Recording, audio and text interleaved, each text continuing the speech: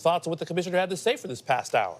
Well, not a lot of questions were answered. I think it was sort of a lot of avoiding sort of any clarity like I had thought about what needed to be said heading into it.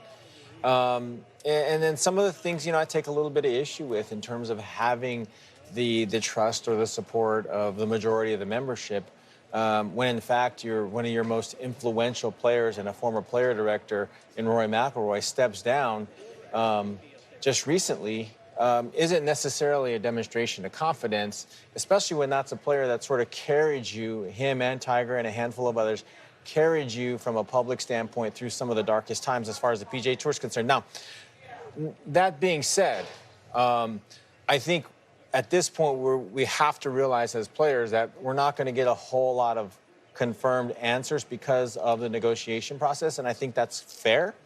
But we have to... Is it fair? Is it fair? Is it scary considering the road to June 6th was part of the reason why there's so much maybe anger? Not fair, but I mean, I think it's sort of, that's the way it's going to be. I mean, I think the information is going to be privy to a small group of people, and hopefully the player directors now that are representing both the PGA Tour Incorporated side and the PGA Tour Enterprises side sort of have enough time to put in the amount of reading and the research and everything that goes into looking into how these deals are going to be structured, because the long-term impact could be significant, both good and bad, on the players. And I think it's sort of a wait and see, Eamon. And the best thing that has happened, in my opinion, I guess, in response to this restructuring, is they brought in Joe Ogilvy.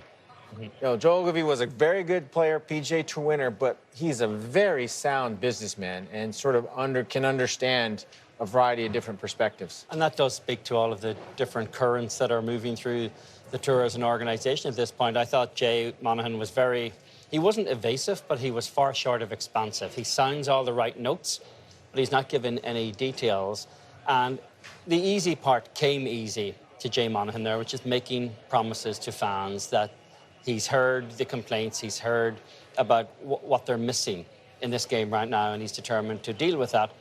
It was noteworthy on the areas that he avoided, specifically the question about division on the board, because board members have called for other board members to leave. Jay quite distinctly did not answer that question at all. Around the deal with the PIF, it was very much it's not just the secrecy of the deal itself, it's the sound of, he's optimistic about it, but he's non-committal on it as well. There were a lot of ifs in that, if a deal can be reached. And I thought it was also noteworthy that he kind of skated around what it will turn out to be ultimately the most divisive issue in all of this, is what is the return on investment for the Strategic Sports Group. Because once you start down that rabbit hole, that's where every one of his constituencies, players who are both at the top of the food chain and players who are further down, they're going to find a lot to complain about when that new reality hits them. Well, so many unknowns as we sit here on this Tuesday. What the schedule will look like, player field sizes will look like, the power, the voice of the players that they'll have, many of them clamoring for more clarity. The commissioner did say that he thought that the best outcome was a deal with the Public Investment Fund, and that having SSG would only make the PGA Tour more attractive in said negotiations. Well, in most investment opportunities, in terms of money or capital that's coming into your idea or your concept or your company, the longer runway you have, the better. Gives you more time to correct for mistakes, invest in new ideas, innovation, marketing, whatever. PIF's got an unlimited runway, so they can outlast the PGA Tour in a variety of different capacities. So I don't know that it's necessarily sort of something that was at the top of the list, but I think it's a necessary consideration that has to be taken under thorough evaluation by the representatives that are now looking into both the investment side and the governance side. They'll both have to be sort of weighed and evaluated before sort of taking any major steps. But getting back to the golf, right? It's now, instead of the top 30, Eamon, it's become the top 50 on the FedEx Cup points. If you surge yourself into a signature event status, you are basically guaranteed 16 events at 20+ million points, elevated FedEx Cup points.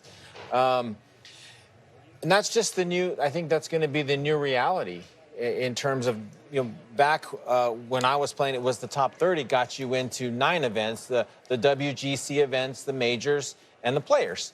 And you were playing for Elevate. It's a similar, just the game's changed a little. It's still a meritocracy to a certain degree, and I think it will reward good play.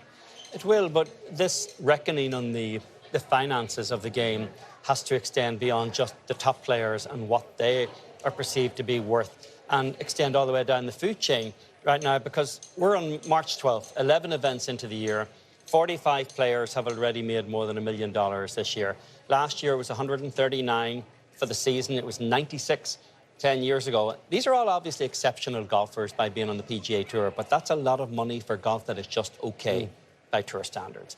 And once you start to figure out what is the return on investment, where is the streamlining of a tour, be it a smaller tour, there are a lot of guys out there who are well compensated, and fair play, they're grinding a living under the current rules of the game, but are they adding to the bottom line of the product? If we're now going to see this as less of a legacy sport and more of a business product, which is very much the tenor of Jay Monahan's press conference there, how do they grow revenue? How do they consolidate the core product? Where do they cut the bloat? The players would like to think that all the bloat is overpaid executives across the street at headquarters. There's a lot of bloat from top to bottom in this organization, and a lot of it is players who would not be considered as additive to the overall product of the tour. And that's a tough reckoning that's going to come, and it's coming for the top players as well. Look what happened to Formula One when private equity took over there. Those guys are worked like pack mules out there to do drive-bys with sponsors, to further engage fans, to create content.